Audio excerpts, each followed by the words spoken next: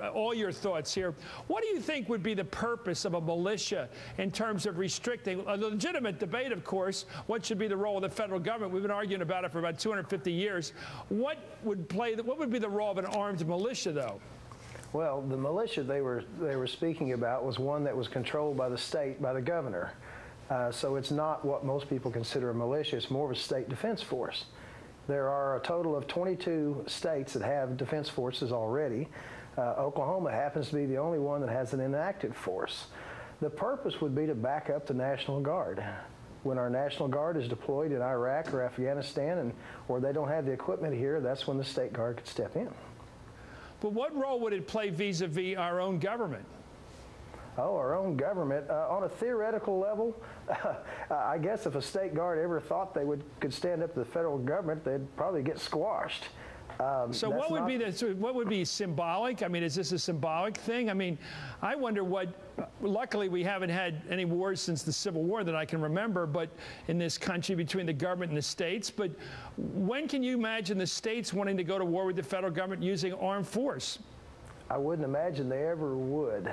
What our founding father envisioned, they never envisioned having a standing army. The Second Amendment was not about your right to shoot a burglar or protect your family. The Second Amendment was the right of the states to have a militia.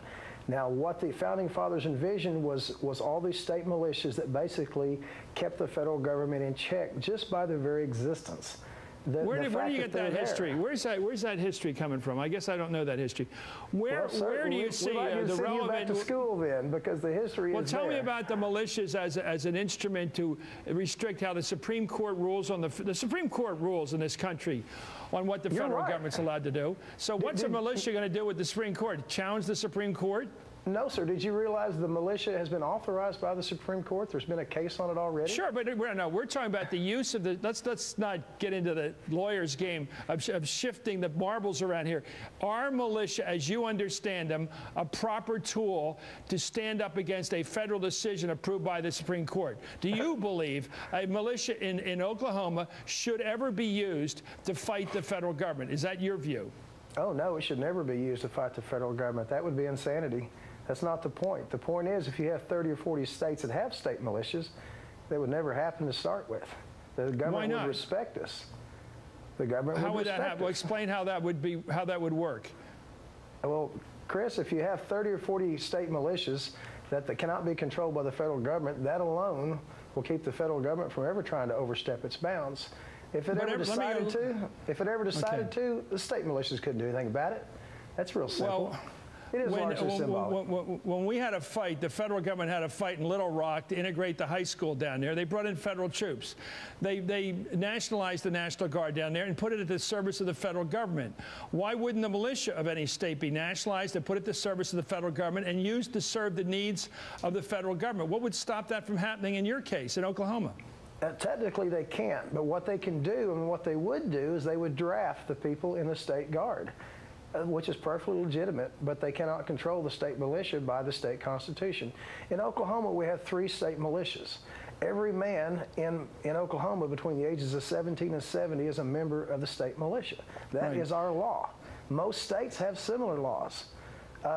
As far as your state guard, they disbanded it after the April 19th bombing out of respect for our citizens, and it was probably a good decision for them to do so. Name an issue that you can imagine in which a state militia in Oklahoma, based in Oklahoma, would act to prevent the federal government from doing anything on health care, on education, on any issue. Where would it get a role in standing up or bluffing the federal government or using its strength just by being there to stop the federal government from doing something? Chris, where are you getting all of this? No one has ever mentioned that. As far as our group, we don't even have a position on whether or not the state militia is a good idea or a bad idea. Okay. I'm here to basically represent what the other people are talking about. And I told your producer that we have no position on it. We know the people that do have a position on it, and their position is that if it's under our Constitution, it's legal, why not go ahead and reenact it just like having another highway department or something? That's all it is. What did you mean when you said it's scary? It sure is when you talked about having a militia down there in Oklahoma. Gee, Chris, I mean, I think everybody understands that if we ever got to the point where state militias felt they had to stand up against the federal government, that would be a scary situation. That's one I don't want to live through, and I don't want to see my kids living through that. You know, I can't follow you, sir. You're going in a couple of points here. You're saying that a militia would play a constitutional role in standing up for the sovereignty of your state, but it would never actually be active in doing so. I guess I don't get the point. Our founding fathers considered the militias crucial.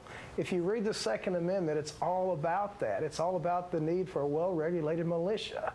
And again, we're not supposed to have a standing army. The founding fathers wanted that to be a counterpoint. Yeah, but times have changed. Now we have a huge standing army. It's just symbolic. That's all it is. Well, here's the problem. More important, we need that state You seem guard like for you're disaster suggesting relief. there's a legitimate need, even if it isn't put into practice, a legitimate need to stand up to federal authority. You believe there is? I don't believe there is a legitimate need to do that, but there is a legitimate need to have a state guard, Okay. or else 22 other states wouldn't have it, Chris. Okay, well, thank you for coming on. I appreciate it. We're trying to Thank get you, to the sir. truth here. Thank you, sir. Al Gerhardt from Oklahoma. When we return, I'm going to have some thoughts about political BS. And don't miss our show tomorrow. Comedian and TV host Bill Maher